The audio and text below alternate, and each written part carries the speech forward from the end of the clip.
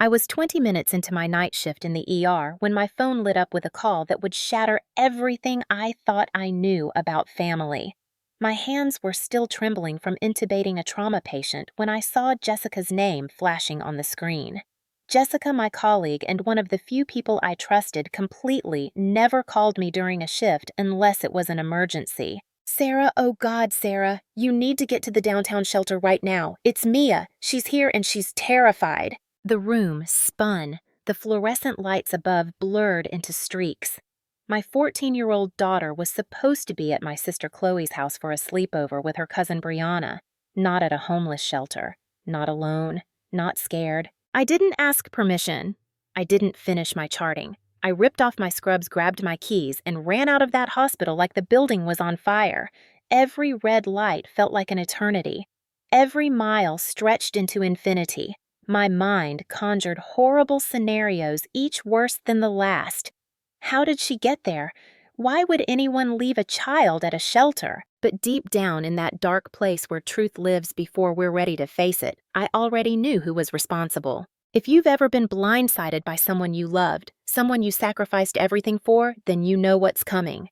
Hit that like button and subscribe because this story is about to take you through the darkest betrayal and the sweetest revenge you've ever heard. Drop a comment below if you've ever had to choose between family loyalty and doing what's right, because trust me, that choice is coming. Let me take you back to where this really began, years before that phone call back when I still believed family meant something. I was 23 when I became a single mother. Mia's father disappeared the moment he saw those two pink lines, and I never heard from him again. My parents, Barbara and Frank, lived in a beautiful 4-bedroom house in the suburbs, the house where Chloe and I grew up. When I got pregnant, they made it clear that I was welcome to stay there while I finished nursing school and got on my feet. What they didn't tell me was that every meal I ate, every shower I took, every square foot of space I occupied would be cataloged and used as ammunition later. Chloe was their golden child. 2 years younger than me, she had that effortless charm that made people overlook her flaws. While I was working double shifts and studying for exams with a baby on my hip, Chloe was partying her way through college on mom and dad's dime. She changed majors 4 times, took 6 years to graduate, and walked away with a degree in marketing that she never actually used. When Chloe announced she was getting married to David, a guy she'd known for 6 months, my parents threw them a wedding that cost more than my entire first year's salary as an RN. I stood there in my bridesmaid dress, smiling for pictures, while mentally calculating how many shifts I'd have to pick up to afford Mia's school supplies that year. After the wedding, Chloe and David moved into a trendy loft downtown. Within a year, they had 2 kids, Brianna and Tyler Jr., though they called him TJ. Chloe decided to start her own social media marketing business, which mostly consisted of her posting selfies and calling it market research. The business never made money. It bled money like a severed artery. That's when the borrowing started. It began small. $100 here, $50 there. Chloe would call me crying about how the electricity was about to be shut off or how she couldn't afford Brianna's dance lessons. I'd tell myself this was what family did. You helped each other out. I'd transfer the money and she'd promise to pay me back next month. Next month never came. Over the years, the amounts grew. $500 for car repairs, $1,000 for back rent, $3,000 for a business investment that was definitely going to turn everything around. I kept meticulous records every Venmo transfer, every check, every promise. By the time Mia turned 13, Chloe owed me over $20,000. $20,000 that I'd earned by working overnight shifts, by missing Mia's school plays, by eating ramen so my daughter could have decent meals.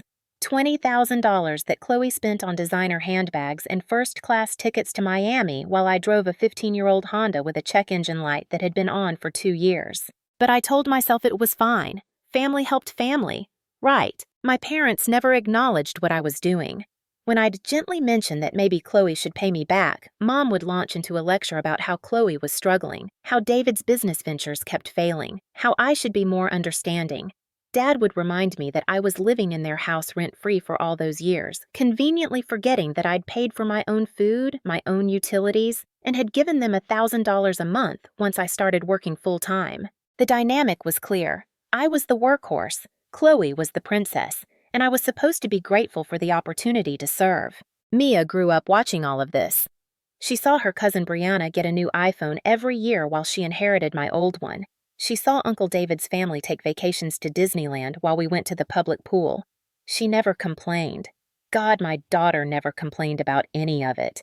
She just worked harder, got straight A's, and told me she loved me every single night. Last year, Mia started high school. That's when she met Tyler. Not TJ Chloe's son, but Tyler Matthews, a sweet kid from her biology class. They became friends, first partners on a science project about cellular respiration. Tyler would come over to our apartment sometimes, and I'd watch them studying together, quizzing each other, laughing at YouTube videos during their breaks. It was innocent. It was normal teenage friendship blooming into something more. Mia's face would light up whenever her phone buzzed with his texts. I'd catch her doodling his name in the margins of her homework. For the first time in a long time, I saw my daughter just being a happy kid. But Brianna, Chloe's daughter, who was also 14 and in Mia's grade, had decided she liked Tyler too. And what Brianna wanted, Brianna got. That was the family rule. I didn't know any of this at the time. I didn't know that Brianna had been messaging Tyler for months trying to get his attention. I didn't know that when Tyler politely turned her down and asked Mia to the spring dance instead, Brianna went crying to her mother. I didn't know that Chloe and Brianna had hatched a plan. A cruel, calculated plan to humiliate my daughter and teach her a lesson about knowing her place in the family hierarchy. The night of the spring dance, Mia got ready at Chloe's house. It was supposed to be a fun evening, the girls getting ready together doing each other's makeup. I had to work that night another overnight shift, but I dropped Mia off myself, hugged her tight, and told her to have the best time. Chloe texted me around 8 p.m. Just wanted to let you know the girls decided to skip the dance and have a movie night instead. All good here. I was relieved, actually. School dances could be overwhelming, and if Mia was more comfortable having a quiet night with her cousin, that was fine by me. I texted back a thumbs up and went back to triaging patients. What I didn't know, what I couldn't have imagined in my worst nightmares, was that Chloe had driven Mia to the downtown homeless shelter and dropped her off. Just left her there. Took her phone, took her house keys, took everything and drove away. Chloe told Mia it was to teach her a lesson, to show her what the real world was like, to make her understand that she couldn't just steal other girls' boyfriends without consequences. According to what Mia told me later, Chloe had smiled while saying it, that practiced Instagram smile that never reached her eyes. Maybe a few hours here will teach you about gratitude, Mia. Your mom had to struggle, so maybe you should too. Maybe then you'll understand that some things aren't for people like you. People like you, my daughter, my beautiful, kind, brilliant daughter who had never hurt anyone in her entire life. While Chloe was dropping my child at a homeless shelter like she was dumping trash, she texted the family group chat with a photo of an expensive restaurant, champagne glasses clinking, celebrating Brianna's successful spring dance with Tyler. Yes, Brianna had gotten Tyler to go with her after all. Turns out, when you tell a sweet 16-year-old boy that his friend's cousin is sick and can't go, he'll agree to step in as a favor. The photo showed Tyler and Brianna wearing matching corsages. Brianna's caption read, "Best night ever. Some people just know how to win." I saw that text at 9:47 p.m. I stared at it confused. If Mia was at Chloe's house watching movies, why was Brianna at the dance? Why wasn't Mia in any of the photos? That's when Jessica called. The shelter was in the roughest part of downtown, wedged between a methadone clinic and a boarded-up check-cashing place. I burst through the doors at 10:15 p.m., wild-eyed and frantic. The woman at the front desk took one look at me and pointed toward the back corner. Mia was curled up on a plastic chair, knees drawn to her chest, arms wrapped around herself. Her beautiful dress, the one we'd saved up for and found at the thrift store and altered together, was torn at the hem. Her makeup was smeared down her face in dark rivers. She was shaking. Mom. That one word, barely a whisper, broke something fundamental inside me. I ran to her, dropped to my knees, and pulled her into my arms. She dissolved into sobs, her whole body convulsing with the force of her crying. Around us, shelter residents watched with sympathy. They knew that look, that breaking point. They'd all been there. She said I needed to learn my place. Mia choked out between sobs. She said people like us don't get to be happy. She said I was ungrateful because you gave them so much money and I still tried to steal Brianna's boyfriend. But Mom, Tyler likes me. He chose me. Brianna's been mean to him and he doesn't even like her. We were just going to go to the dance as friends who might become more, and Aunt Chloe just... She just left me here. She took my phone and my keys, and she said I could call you when I learned my lesson. I held my daughter tighter. Over her shoulder, I saw the shelter staff watching us, concern etched on their faces. One of them, an older black woman with kind eyes, came over with a blanket. "Your girl been here about 2 hours," she said softly. "She handled herself real well, but this ain't no place for a child. What kind of person leaves a baby here?" "What kind indeed?" I wrapped the blanket around Mia, helped her to her feet, and walked her out to my car. My hands were steady as I buckled her seatbelt. My voice was calm as I told her everything was going to be okay. But inside, a cold fury was crystallizing into diamond-hard resolve. I drove 2 blocks before I had to pull over. Then I called Chloe. She answered on the 3rd ring, laughter in the background, the clink of glasses. The restaurant. They were still at that goddamn restaurant. "Sarah, hey, what's up?" Her voice was casual, unconcerned. "Where is my daughter?" I didn't yell. My voice was flat, emotionless.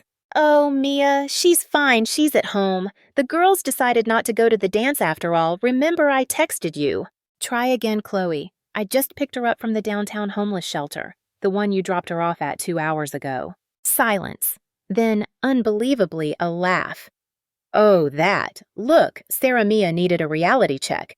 She's been acting entitled lately, going after Tyler when Brianna clearly liked him first. I thought a few hours seeing how hard life could be would help her appreciate what she has. You always say you had it rough, right? I was just giving her a taste of that character-building experience you're always going on about. The rational part of my brain, the nurse part that stays calm during codes and traumas, shut down. The mother part, the warrior part, took over. "You will regret this." My voice was quiet, deadly. "I promise you, Chloe, you will regret this for the rest of your life."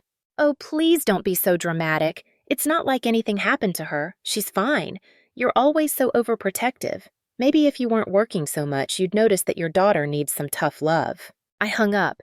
My hands were shaking again, but not from fear, from rage. Mia touched my arm. "Mom." "We're going to make a stop, baby. One more stop."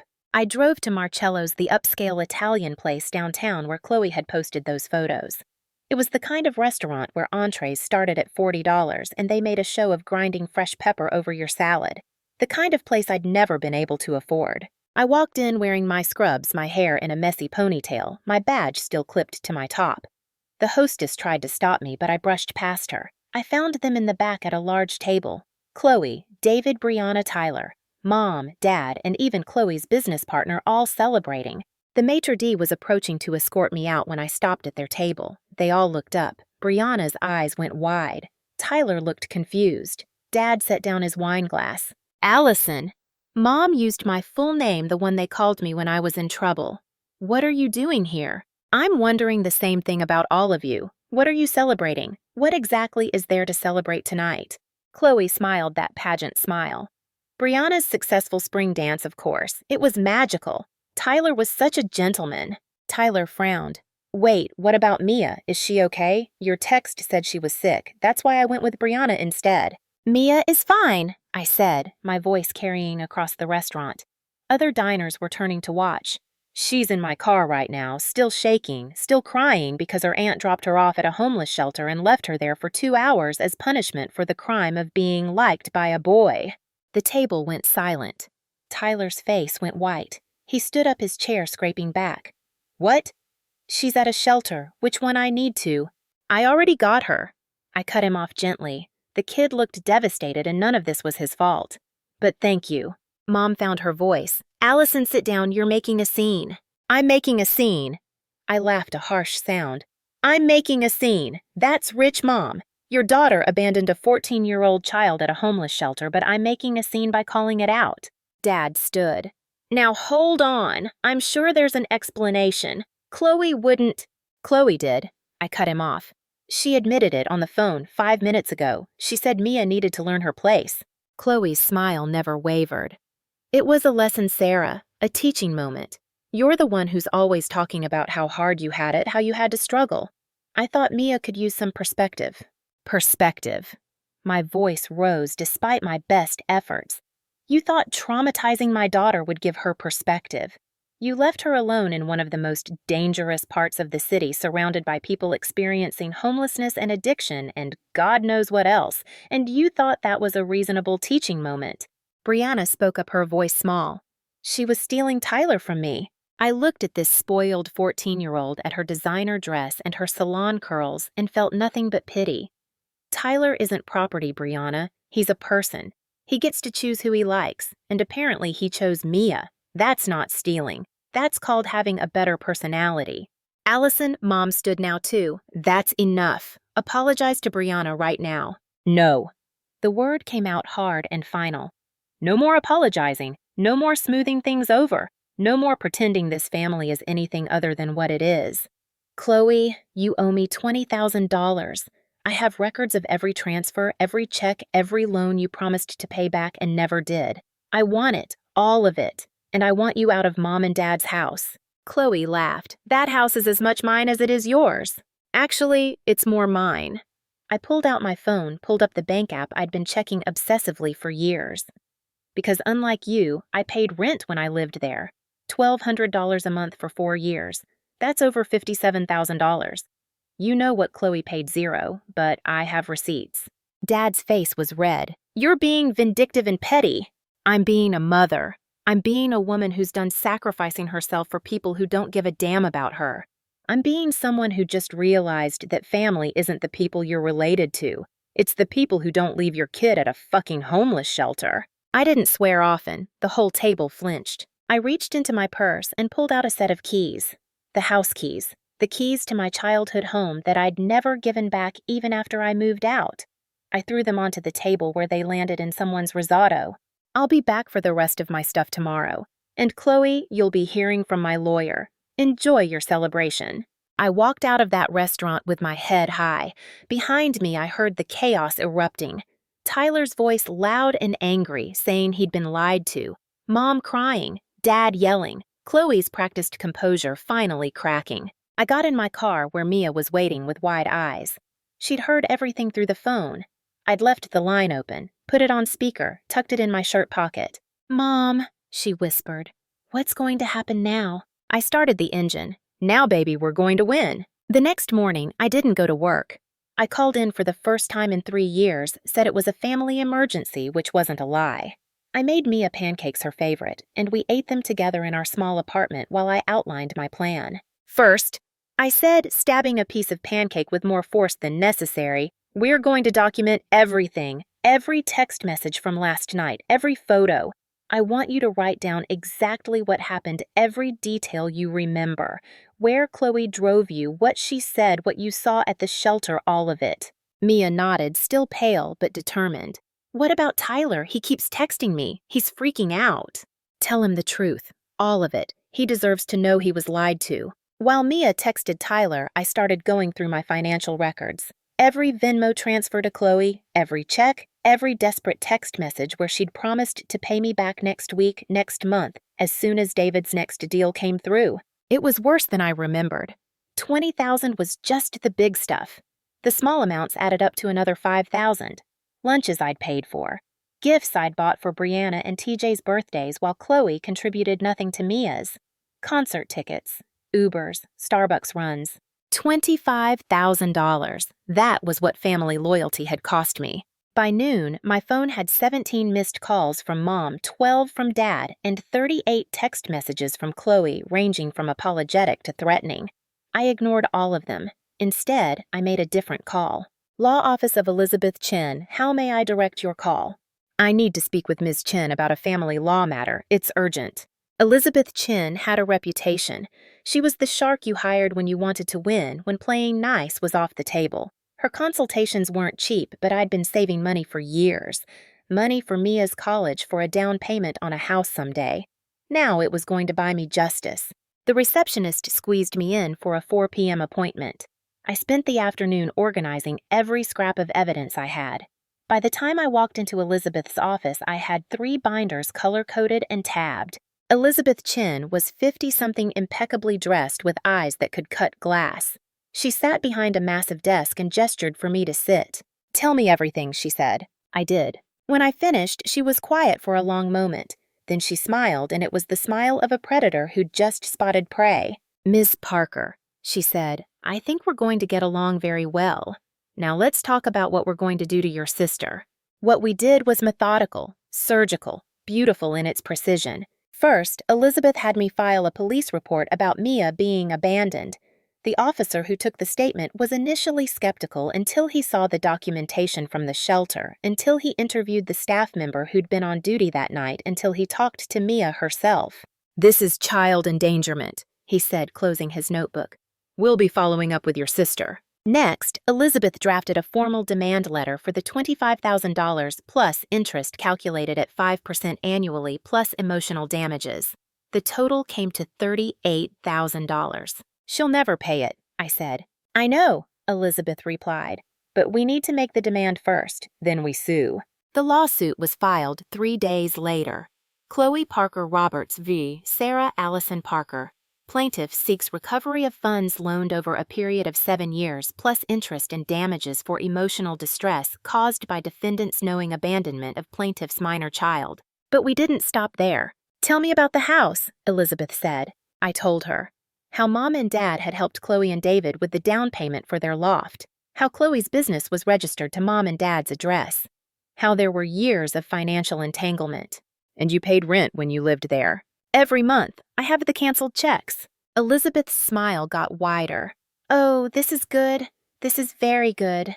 She hired a private investigator. Daniel Hayes was ex-police now working private cases. His specialty was financial crimes. Within 2 weeks, he came back with a report that made my blood run cold. Chloe and David's business wasn't just failing. It was a shell game. They'd taken out loans in Mom and Dad's names using the house as collateral. They'd maxed out credit cards and defaulted on payments. They'd even dipped into what should have been TJ and Brianna's college funds. The house, my childhood home, was about to be foreclosed on. And Mom and Dad had no idea. "Jesus," I whispered, reading Daniel's report.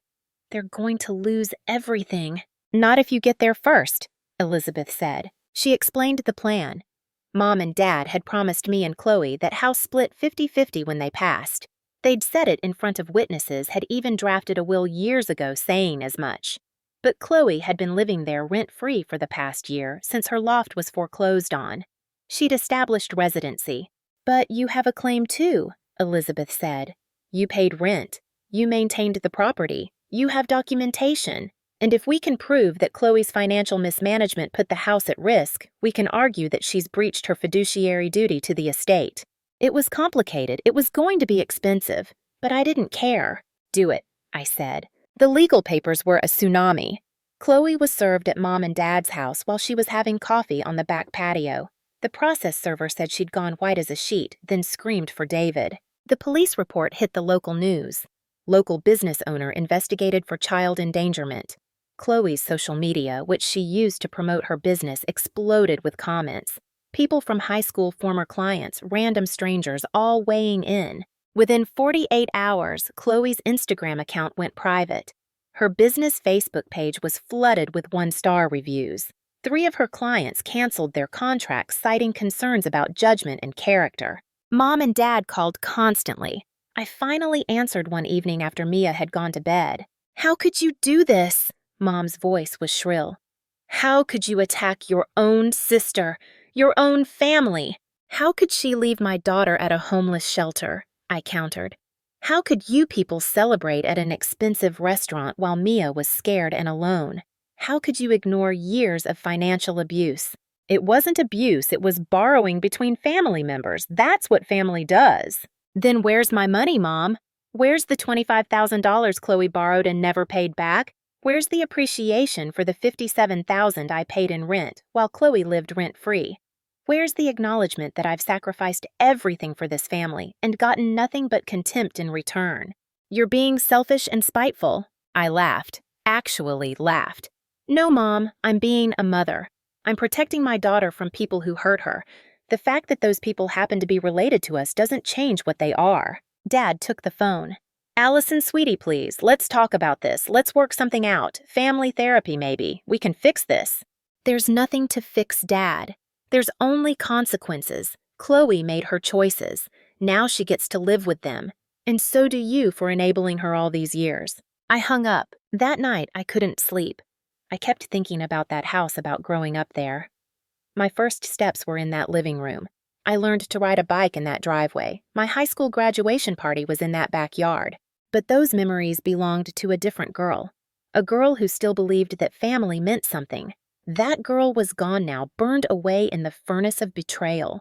Tyler came over the next day. He looked miserable holding a bouquet of grocery store flowers. "I'm so sorry," he said to Mia. "I had no idea. Brianna told me you were sick. Her mom backed her up. I would never have gone to the dance if I knew." Mia took the flowers, her face softening. "It's not your fault. They lied to you too." "I broke up with Brianna," Tyler said. "Well, I mean, we weren't really together anyway. But I told her I'm not going to be part of whatever game her family is playing. I told her what she did was cruel, and I wanted nothing to do with it." I watched from the kitchen as my daughter and this sweet boy hugged on my couch, and I felt something shift. Mia had chosen well. Tyler was kind. He was honest. He was nothing like the family she'd been born into. The court date for the preliminary hearing arrived faster than I expected. Elizabeth had filed for an emergency injunction to prevent Mom and Dad from transferring or selling any assets until the case was resolved. The judge granted it, which meant Chloe couldn't hide money or property while we built our case. The hearing was in a small courtroom, wood paneling and fluorescent lights. Mom and Dad sat on one side, Chloe and David on the other. I sat behind Elizabeth at the plaintiff's table. Mia stayed home with Jessica, my friend from the hospital, who'd become like family to us. Real family, the kind you choose. The judge was a tired-looking woman in her 60s named Judge Patricia Martinez. She'd seen it all and her face showed it. "This is a preliminary hearing to determine if there's merit to proceed with the full case," she announced. "Ms. Chin, you may present your initial arguments." Elizabeth stood. She was magnificent. She laid out the timeline of loans never repaid the rent I'd paid, that Chloe hadn't the endangerment of Mia. She presented bank statements, text messages, canceled checks. She called Daniel Hayes to testify about the financial mess Chloe and David had created. Then she played her ace. "Your Honor, I'd like to call Tyler Matthews to testify." Chloe's lawyer, a nervous-looking man named Brooks, objected. "This is a financial matter, Your Honor. A teenage boy's testimony about a school dance is irrelevant." "It goes to character and pattern of behavior, Your Honor," Elizabeth countered. "It demonstrates a willingness to deceive and manipulate for personal gain." Judge Martinez allowed it. Tyler took the stand, his hands shaking. Elizabeth walked him through that night. How Brianna had told him Mia was sick. How Chloe had confirmed it had driven Tyler to the dance herself, had told him it would mean so much to Brianna if he'd step in. "Did you want to go to the dance with Brianna?" Elizabeth asked. "No, ma'am. I liked Mia. I asked Mia, but they made me think I was doing a nice thing helping out when she couldn't go." "Did you know Mia wasn't actually sick?" "Not until Mrs. Parker showed up at the restaurant. That's when I found out Mia had been dropped off at a homeless shelter." The courtroom went silent. Even the court reporter stopped typing for a second. "What was your reaction when you learned this?" Tyler's voice broke. "I felt sick. I broke up with Brianna right there. I left the restaurant. I tried to call Mia, but her phone was off. I stayed up all night worrying about her." "Thank you, Tyler. No further questions." Brooks tried to salvage it on cross-examination, suggesting Tyler was just a kid who'd been manipulated by me, that he was twisting the story. But Tyler held firm. He was a good kid, an honest kid, and Judge Martinez could see it. After Tyler, Elizabeth called the shelter worker who'd been on duty that night. She described Mia's condition, her fear, her tears. She described how unusual it was for a teenager in a dance dress to show up alone. "In your professional opinion, was this child in danger?" Elizabeth asked. "Absolutely. That shelter serves a vulnerable population. We had multiple individuals that night dealing with mental health crises and substance abuse issues. It's not a safe environment for a minor." Chloe's lawyer tried to argue that Mia had never been in actual danger, that Chloe had known the shelter staff would keep her safe, but it fell flat. Judge Martinez's expression had gone from neutral to disgusted. When it was the defense's turn, Brooks called Chloe to the stand. Big mistake. Chloe had dressed conservatively for court, a navy blue dress and pearls, her hair in a neat bun. She looked like a PTA president, not someone who'd abandoned a child. But under Elizabeth's cross-examination, that facade crumbled. "Ms. Roberts, you testified that you lent Ms. Parker money over the years as well. Can you provide documentation of these loans?" Well, no, but family doesn't keep records of every little thing. Yet Ms. Parker has records of every transaction. Did you think you didn't need to pay her back because you assumed she wouldn't demand it? That's not. I mean, we're sisters. I thought we were helping each other. By helping each other, you mean she gave you money and you never paid it back. It wasn't like that. Elizabeth pulled out a text message, projected it on the screen. Is this your number? Yes. Did you send this message to Ms. Parker? The text read, I know I owe you, but David's deal is about to come through. I'll pay you back everything plus extra. I promise, Sarah, just give me a few more weeks. Yes, but... And this one, another text. Please, Sarah, they're going to shut off our power. Just $1,000 to get us through. I swear I'll pay you back next month. Yes, but how many next months have there been, Ms. Roberts? How many promises? Chloe's face was red. Sarah makes good money. She didn't need it. So it's acceptable to borrow money from someone and never repay it simply because they make good money. That's not what I meant. Let's talk about the night of April 15th. Where did you take Mia Parker? Chloe's lawyer objected, but Judge Martinez overruled him. She wanted to hear this. I took her to a shelter, Chloe said quietly. Why? She needed to learn a lesson. What lesson would that be? Chloe hesitated, realizing the trap. That life isn't always fair. And you thought the appropriate way to teach a 14-year-old girl that life isn't fair was to abandon her at a homeless shelter in the most dangerous part of the city. I didn't abandon her. I knew the staff would watch her.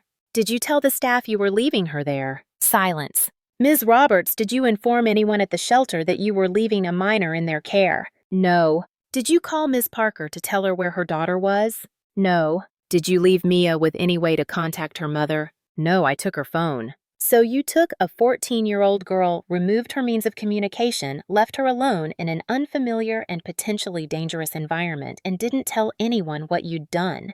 Is that accurate? Tears were streaming down Chloe's face now. I thought she'd learn humility. Sarah always talks about how hard she had it, and Mia acts so entitled. Objection. Elizabeth's voice was sharp. Your Honor, the witness is making unfounded allegations about a minor child. Sustained. Ms. Roberts, stick to answering the questions asked. But the damage was done. The jury, when this got to trial, would hear this. Everyone in the courtroom had heard Chloe call my daughter entitled. My daughter, who'd never asked for anything, who worked part-time at a bookstore to buy her own clothes, who was on the honor roll despite everything. Elizabeth wasn't done. One more thing, Ms. Roberts. Can you tell the court about your business dealings? I run a social media marketing firm. And how is that business doing financially?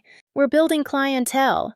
I'll ask again, how is your business doing financially? Chloe looked at her lawyer, who looked at his notes. We've had some challenges. According to tax records, my investigator obtained your business has operated at a loss for 4 consecutive years. Is that accurate? Yes, and you've taken out loans using your parents' home as collateral. Panic flashed across Chloe's face. That was for business investment. Investment in what? Various projects. Name one. Silence. Ms. Roberts, you've put your parents' home at risk of foreclosure due to your failed business ventures, haven't you? We're working on it. David has deals. David's deals that never materialize. How many deals, Ms. Roberts? How many promises that never came through? Chloe broke. You don't understand. We had bad luck. The economy COVID competition. We tried so hard. You tried so hard with other people's money. Money you never paid back. Money from your sister who worked night shifts as a nurse to afford to lend it to you. Money from your parents who are now facing foreclosure because of your failures. Objection. Brooks was on his feet. Your Honor, counsel is badgering the witness. Overruled. The witness will answer. But Chloe had nothing left to say. She sat there crying mascara running, all her practiced composure gone. Judge Martinez called the 15-minute recess. In the hallway, Mom and Dad tried to approach me. I held up a hand. Don't. Please, Allison, Mom begged. This has gone too far. Chloe made a mistake, but she doesn't deserve this. What does Mia deserve? I asked quietly. What does a 14-year-old girl who was abandoned at a shelter deserve justice, or should she just accept it because family? Dad stepped forward. We're losing the house. The bank is going to foreclose. If this lawsuit continues, we'll have nothing. You should have thought of that before you let Chloe use your house as an ATM. You should have thought of that before you enabled her for decades. You should have thought of that before you let her traumatize my daughter. We're your parents, Mom said. We raised you. We gave you a home. And I paid for it. $57,000 in rent, remember, plus years of free childcare when you needed me to babysit Chloe's kids. Plus emotional labor and financial support and everything else I gave this family while getting nothing but contempt in return. The bailiff called us back in. The recess was over. Judge Martinez didn't waste time. I've seen enough for the preliminary hearing. There's clearly merit to proceed with the full case. We'll set a trial date for 60 days from now. In the meantime, the injunction on asset transfers remains in place. Ms. Chen, Ms. Roberts, my clerk, will provide you with the scheduling order. Outside the courthouse, Elizabeth and I stood in the afternoon sun. That went well, she said. They're going to lose their house. Yes, because of Chloe's choices, not yours. Remember that. But it was hard to remember. Hard not to feel like I was destroying my family, even though they'd destroyed themselves long before I ever filed suit. The trial was scheduled for June 15th. In the weeks leading up to it, the harassment escalated. Chloe posted videos on TikTok crying about her cruel sister who was suing her out of spite. The videos got thousands of views, comments split between people supporting her and people calling her out. I stayed silent. Elizabeth advised me not to engage on social media, and I didn't. But Mia saw it. She saw people calling me greedy, saying I was petty, claiming I should forgive family. "Mom," she said one night, "is it worth it? All this hate?" I pulled her close. "Baby, you were left at a homeless shelter. You were traumatized by people who were supposed to love you. If standing up for you means some strangers on the internet think I'm mean, then yes, it's worth it. It'll always be worth it."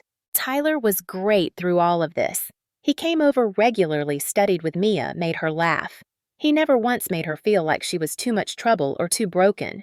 That kid was going places. The night before the trial, I couldn't sleep. I lay in bed, staring at the ceiling, thinking about everything that had led to this moment. All the times I'd swallowed my pride, bit my tongue, lent money I couldn't afford to lend. All the times I'd put everyone else first. I thought about the Sarah who'd walked into that hospital 15 years ago as a new nurse, terrified and determined. The Sarah who'd worked double shifts and missed sleep and sacrificed everything for her daughter and her family. That Sarah was gone. In her place was someone harder, sharper, someone who'd learned that sometimes love wasn't enough. Sometimes you had to set boundaries. Sometimes you had to say no.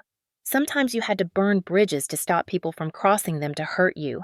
The trial lasted 3 days. Day 1 was opening statements and plaintiff witnesses. Elizabeth was surgical. She walked the jury through every loan, every bounced promise, every financial manipulation. She showed them photos of Mia at the shelter testimony from staff. She painted a picture of a woman who'd given everything and gotten nothing but pain in return. Brooks, Chloe's lawyer, tried to spin it as a family disagreement blown out of proportion. He claimed I was vindictive, that I'd held on to grudges, that I was using my daughter's unfortunate experience as a weapon against my sister. "Unfortunate experience," Elizabeth repeated in her cross-examination. "Is that what we're calling child abandonment now?" Day 2 was Chloe's testimony. Under Brooks' questioning, she was composed, apologetic. She admitted she'd made mistakes, but claimed she'd paid back some of the money in other ways. She'd done favors, provided services, supported me emotionally. Elizabeth tore her apart. "What services did you provide specifically?" I helped with Mia sometimes, babysitting. "How many times?" "I don't remember exactly, but Ms. Parker's records show you babysat exactly 3 times in 14 years. Is that accurate?" "Well, maybe, but—" "And each time Ms. Parker paid you $20 an hour, correct? That was just gas money. So you were compensated. That's not a favor, that's a job." It went on like that for hours. Every claim Chloe made, Elizabeth disproved with documentation. Chloe had kept no records made. No proof of payments, had nothing to support her version of events. By the end of day 2, Chloe was a wreck. She'd snapped at Elizabeth during cross, had broken down crying twice, had even yelled at the judge when a question was ruled admissible. Her lawyer looked like he wanted to be anywhere else. Day 3 was closing arguments and deliberations. Elizabeth stood before the jury, confident and clear. "Ladies and gentlemen, this case is simple. The defendant borrowed money, $25,000, and refused to pay it back. The defendant then endangered the plaintiff's minor child in a cruel and calculated act of revenge because that child had the audacity to be liked by a boy her cousin wanted. This isn't about family drama. This is about accountability. This is about a woman who's been taken advantage of for years, finally saying enough. The evidence is clear. The facts are undisputed. I'm asking you to return a verdict in favor of my client for the full amount owed plus damages." Brooks gave it his best shot. He talked about family loyalty, about how loans between relatives were different, about how Chloe's actions regarding Mia, while ill-advised, weren't criminal. He asked the jury to consider reconciliation over litigation. The jury was out for 2 hours. When they came back, the forewoman stood. "In the matter of Parker v. Roberts, we find in favor of the plaintiff. We award Sarah Parker the sum of $38,000, including principal interest and damages." Chloe gasped. David put his head in his hands. Mom and Dad sat frozen.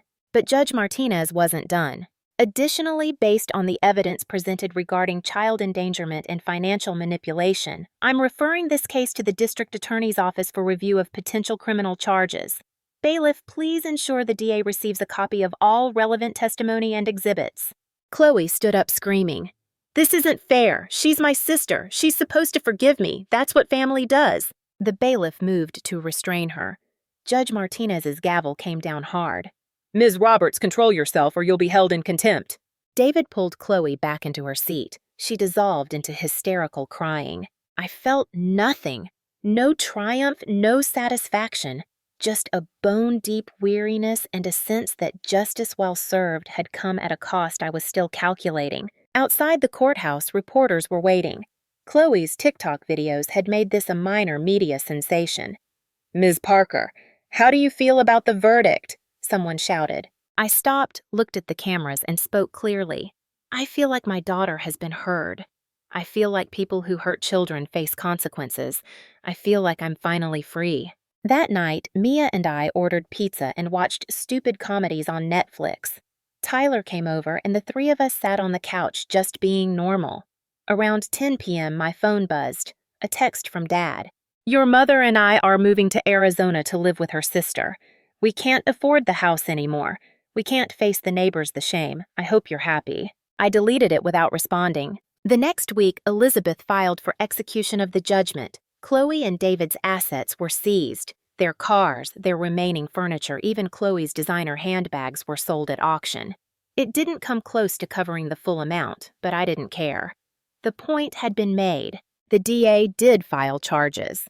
Chloe was charged with child endangerment and faced up to a year in jail. She took a plea deal, 6 months suspended sentence, 5 years probation mandatory parenting classes. The conviction meant she lost custody of her own kids temporarily. TJ and Brianna went to live with David's parents while Chloe proved she could be a fit parent. I heard all this through the grapevine. I never reached out. Neither did they. A month after the trial, Daniel Hayes called me. "Thought you'd want to know. Chloe and David filed for bankruptcy. They're losing everything." "Where are they living?" "Motel last I heard. Maybe with friends. They're scrambling." I felt a twinge of something. Not guilt exactly. Just the ghost of old loyalty, the family bonds that had once meant everything. But then I thought of Mia sitting in that shelter scared and alone, and the feeling disappeared. "Thanks for letting me know, Daniel." Mia graduated 8th grade with highest honors. Tyler was there cheering from the audience. Jessica came and a few other colleagues from the hospital who'd become my chosen family. Mom and Dad weren't there. Chloe wasn't there. And that was okay. After the ceremony, Mia and I drove past the old house. There was a foreclosure sign on the lawn, the grass overgrown.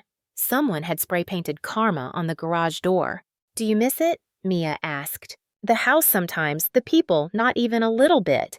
"Do you think they'll ever apologize?" "No, baby. People like that don't apologize. They just blame everyone else for their problems." We drove home to our apartment where Tyler was waiting with flowers for Mia. She blushed and kissed his cheek.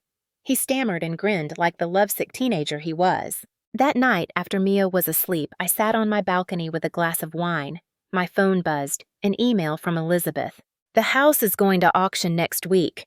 If you're interested in buying it, I can help arrange financing. Your rental payments give you a strong claim, and the bank is motivated to sell quickly. Think about it."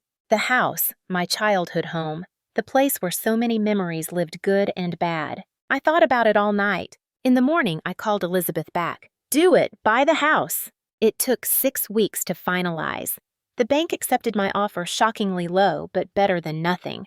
Elizabeth helped me navigate the paperwork, and just like that, the house was mine. Mia and I moved in on a Saturday. It felt strange walking through those rooms as the owner, not as the daughter who'd paid rent in the room that should have been freely hers. We painted everything, new colors brighter. We got rid of the old furniture, brought in things we'd picked out together. Mia got the bedroom she'd always wanted, the one with the bay window overlooking the backyard.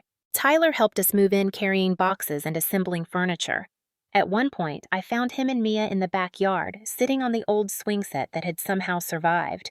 They were holding hands, talking quietly, and the sight of my daughter happy and safe and loved made everything worth it. 3 months after we moved in, there was a knock at the door. I opened it to find Chloe standing there looking like a ghost. She'd lost weight, her clothes hung loose. Her hair was lank, her face without makeup. "Can we talk?" she asked. I almost said no, almost closed the door in her face, but something made me step back and let her in. She walked into the living room looking around at all the changes. "It's different," she said. "Everything's different." She sat on the couch without being invited. "Mom and Dad aren't speaking to me. They blame me for losing the house. David left me. The kids are with his parents, and I only get supervised visitation. I lost my business. I'm living in a women's shelter." The irony wasn't lost on me. "The one where you left Mia?" She flinched. "A different one. But yes, a shelter. I guess I got my karma." "Is that what you came here for, to tell me how hard your life is?" "I came to say I'm sorry." Her voice broke. "I'm so sorry, Sarah. I was jealous and petty and cruel. I was so used to getting my way to Mom and Dad, fixing everything, to you bailing me out.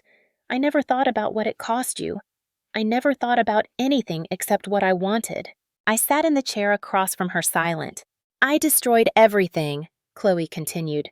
"My marriage, my kids' childhoods, my relationship with my parents, and with you. And for what? For pride? For jealousy that Mia had something Brianna wanted? It's insane. It's unforgivable." "Yes," I said. "It is unforgivable." She looked up, eyes streaming. Is there any way?" "No." The word was gentle but final. "What you did to Mia was unforgivable. What you did to me for years was unforgivable. I'm glad you're getting help. I'm glad you're facing consequences. But we're done, Chloe. We were done the moment you left my daughter at that shelter." "Please, Sarah, I don't have anyone left. I need my sister." "You should have thought about that before. You made your choices. Now live with them." I stood, walked to the door, opened it. Chloe sat there for a moment, then got up slowly. At the door, she turned. "I really am sorry." "I know, but sorry doesn't fix anything. Sorry doesn't give Mia back that night. Sorry doesn't return the years I spent propping you up while you knocked me down. Sorry is just a word." She left.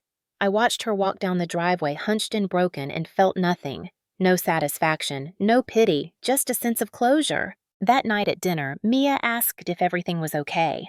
I'd told her about Chloe's visit. "I don't know if I should feel bad for her," Mia admitted. "Part of me wants to forgive her because that's what we're supposed to do, right? But another part of me remembers that night and I just feel angry." "Both feelings can be true at the same time," I said. "You can acknowledge her suffering and still refuse to let her hurt you again. Forgiveness doesn't mean reconciliation. It doesn't mean letting toxic people back into your life. It means making peace with the past and moving forward." "Have you made peace with it?" "I'm working on it, every day a little bit more." Mia finished high school 3 years later with a full scholarship to nursing school. She wanted to follow in her mom's footsteps, she said. She wanted to help people the way I'd helped her. Tyler got into the same school's engineering program. They moved into an apartment together, young and in love, and building a life free from the toxicity that had surrounded Mia's childhood. I kept working at the hospital, but I cut back to part-time. I started volunteering at the shelter where Mia had been left, helping coordinate services for families in crisis. It felt like the right kind of full circle. Mom and Dad never reached out. I heard through distant relatives that they were unhappy in Arizona, that Dad's health was declining, that Mom was bitter about how things ended. I sent a card when Dad went to the hospital with a heart attack. He didn't respond. Chloe got her kids back after a year of counseling and compliance with her probation. I saw Brianna once at a grocery store. She saw me too and quickly looked away. She's an adult now, making her own choices. I hope she learned something from her mother's mistakes. David remarried someone younger, someone who didn't come with Chloe's baggage. Good for him. As for me, I'm okay. Better than okay. I own my home outright. My daughter is thriving. I have friends who chose to be in my life rather than people who felt obligated. I go to therapy weekly to work through the damage those years did to my sense of self-worth. Some days are hard. Some days I think about that family I used to have, the holidays we used to celebrate the idea of what we could have been. But then I remember what we actually were, and I'm grateful it's over. Mia got engaged last month. Tyler proposed during a hike, just the two of them, and the mountains, and a ring he'd saved for months to buy. She called me immediately, crying happy tears. "Mom, he proposed? Can you believe it? We're getting married."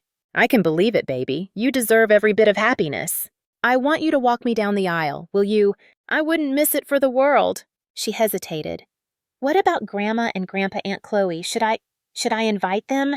"That's your choice to make. But remember, your wedding should be surrounded by people who love and support you, not people who make you feel obligated or guilty." "I don't think I want them there," she admitted. "Is that wrong?" "No, sweetheart. That's boundaries. That's healthy. So next spring, I'll watch my daughter marry the boy who stood by her through everything. Jessica will be there. Daniel Hayes will be there. He and I stayed friends. Elizabeth Chin will be there. She's become an unexpected mentor and friend. And Chloe won't be there. Mom and Dad won't be there. The family I was born into won't witness this moment. But the family I built, the family I chose, will be there, and that's more than enough. Sometimes people ask me if I regret how things went down. If I wish I'd handled it differently, been more forgiving, tried harder to keep the family together. I tell them no, not even a little bit. Because here's what I learned through all of this. Family isn't about blood.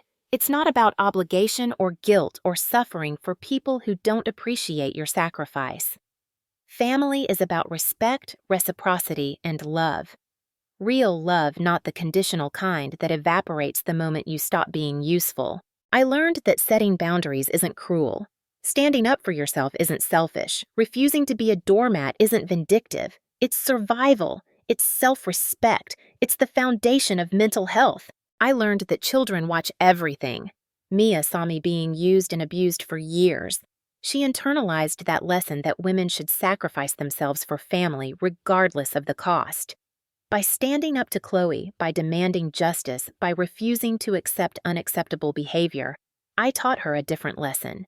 I taught her that she matters, that her safety and dignity are non-negotiable, that love isn't measured in how much you're willing to endure. And most importantly, I learned that you can't fix people who don't want to be fixed. Chloe didn't borrow money because she was struggling. She borrowed it because I let her. She abused my generosity because there were no consequences. Even now, even after losing everything, I don't think she truly understands what she did wrong. She's sorry she got caught, sorry she faced consequences. But I don't think she's sorry for the years of manipulation and exploitation. And that's okay. Her growth isn't my responsibility. So when people ask if I have any regrets, I look at my daughter thriving in her career and relationship. I look at my peaceful home, my meaningful work, my chosen family. I look at the boundaries I've established and the self-respect I've reclaimed. And I say no, I have no regrets. Not everyone gets to write their own ending. Not everyone breaks free from toxic family dynamics. I'm one of the lucky ones. I got out. I saved my daughter from inheriting that trauma. I chose myself. If you're in a similar situation, if you're being used or abused or taken advantage of by people who claim to love you, hear this. You deserve better. You deserve respect. You deserve reciprocity. And you have the power to change your story. It won't be easy. People will call you selfish. They'll say you should forgive, should try harder, should sacrifice more. They'll weaponize words like family and loyalty and obligation. But remember this. Real family doesn't require you to set yourself on fire to keep them warm. Real family celebrates your success instead of exploiting your generosity. Real family protects children instead of using them as pawns in petty games. And if the family you were born into isn't that kind of family, then build a new one. Choose people who choose you back. Create the loving, supportive, respectful relationships you deserve. It's never too late to rewrite your story. It's never too late to choose yourself. I did, and I've never looked back. So let me ask you, have you ever had to choose between family loyalty and your own well-being? Have you ever had to cut off toxic relatives to protect yourself or your children? Drop your story in the comments below. Let's support each other through these difficult journeys. And if this story resonated with you, if it gave you courage or validation, or just let you know you're not alone, hit that like button. Subscribe for more real stories about real people facing real challenges and coming out stronger. Share this with someone who needs to hear it. Because sometimes the bravest thing you can do is walk away from people who are supposed to love you. And sometimes the best revenge isn't revenge at all.